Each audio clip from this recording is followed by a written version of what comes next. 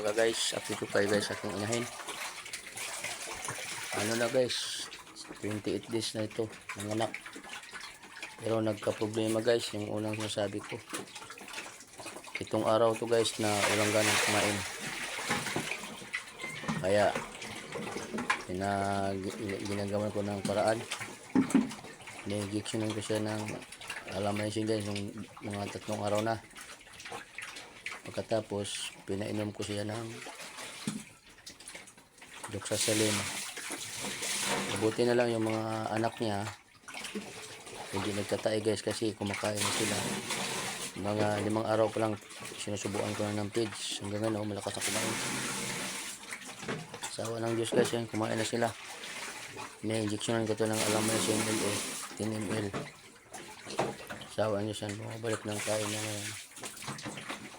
Kahit ano bilo kayo, pinapakain ko ng para lang magkaroon siya ng gana sa panlasa niya, asukal, kaya mga gulay-gulay.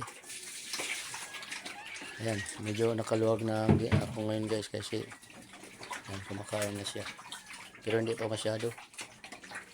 Ilang araw yan guys na tikim-tikim lang.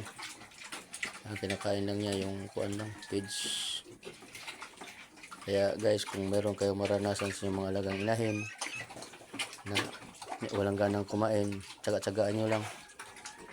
Pag natalatang araw, pag hindi madala sa mga powder, inject mo na. Alamycin guys, ang pinaka ano dyan, pampatay ng mga bakterya sa kanyang katawan. Yan talaga guys, yung ano ko, yung mga ginagawa ko dito sa mga inahin ko. Saka ganitong mga panahon na medyo malamig, huwag tayo magpaligo kasi sinisipon ng ubo. Pag sa oras ang baboy na walang ganang kumain, gusto tulog na ng tulog, may tendency na may sipon, may ubo. Kaya huwag mag-atubili. Yung mga anak niya, kung may napapansin kayo na nagdudumi ng dilaw, painumin nyo kagad ng doxycycline. Mag-ano lang kayo guys, mag-mix lang kayo sa maliit na bottle. Tapos i-drop nyo, ayun nyo sa para sa kanila. Ayan sila oh. Pwede na awatin guys kasi 27 days na ngayon, 28 na yata. Ngayon 28 na. Kailangan maaga pa lang pakainin mo na. Ito sila, kumakain na talaga sila guys. Ayun oh. Ito kita pa siya, tulog. Ayan oh. Kung sino man yung gustong bumili ng mga biik, available yan. Oh, may baby na.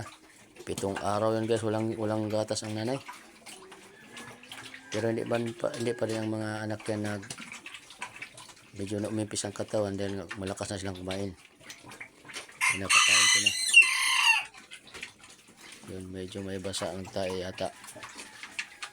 Ayun oh. Basa ang dumi ng ano, may nunal sa puwet. Ayan, painumin ko naman yun guys ng doxycycline para safety yung mga alaga natin. Ito ang kaganapan ngayon sa loob ng kulungan ko guys. Kala ko hindi na ito kakain. Sabagay, experience ko na to. Marami na lahat ng mga inahin ko ng ganyan nangyari. Pero sa tiwala lang talaga, dasal. Huwag magpadala sa mga istis.